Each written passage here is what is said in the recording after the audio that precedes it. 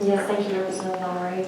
Just, I appreciate those two items, and I would agree with them. On the annual report, back to this committee, timing clearly was an issue on how this all transpired. So I would just make sure that the timing of that annual report would be within, or you make it semi-annually. Certainly not 2 months before Yes, sir. Open enrollment. Yes, sir. So I just wanted to see clarification on if there might be a time issue with that. Yes, yes. No, thank you very much for the clarification. Thank you. And I see seat number 80. Who would that be? Senator Hammer. To recognize. Thank you, Mr. Chair. Would you just clarify a little bit the two, you mentioned the two chair members. You talk about yourself and Senator Raper or whoever are sitting in those chairs of this committee only? Yes, whoever, that was what the precedent was previous to 1999, was that the chairman of Senate Insurance and the chairman of Senate or House Insurance did serve on that board. And I think just to provide the proper oversight, that would need to be restored, whoever the chairs are. Okay, you're talking about the EDD board that contributed to I believe it's the public health and or the life insurance and health board. So it's a 10-member board. Okay. Because we've had a board in the past, back when I think Senator Hendren ran it, and I think there's going to be an idea floated that maybe that needs to be revisited and brought back to life.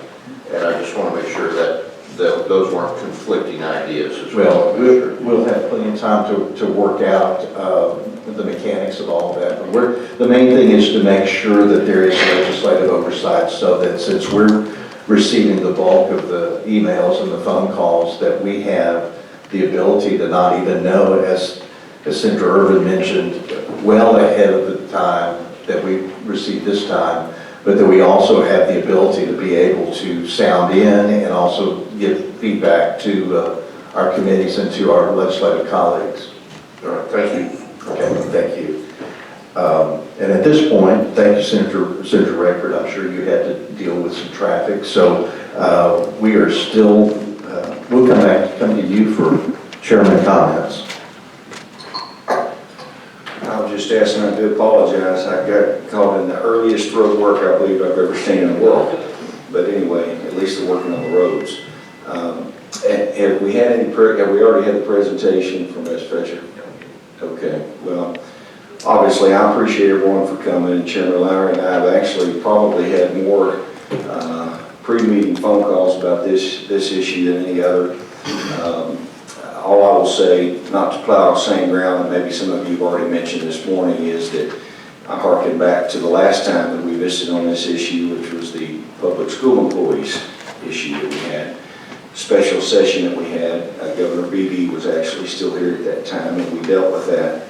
And I want to save Chairman Lowry, I guess, most of my comments for later, since I didn't hear every opening comment that was made. But I will say this, that I am not comfortable, and I've shared that with my Senate colleagues, about the timing of this.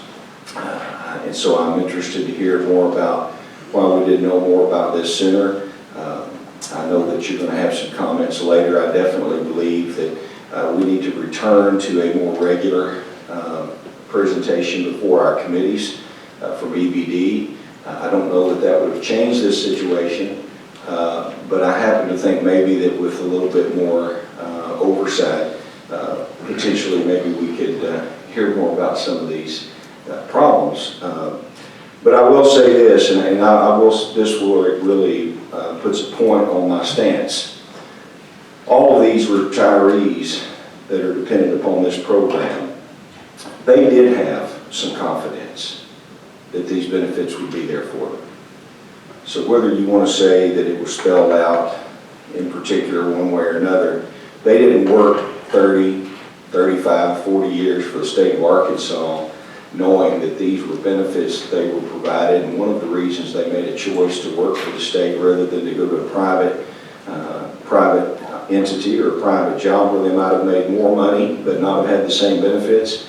I absolutely believe that there was confidence that this was a part of their benefits, and I have a big problem with anybody not fulfilling their obligation. And in this case, the state of Arkansas has an obligation. The other thing is we continue to see pressure between private jobs and working for the public, as many of these, obviously all of these people have done.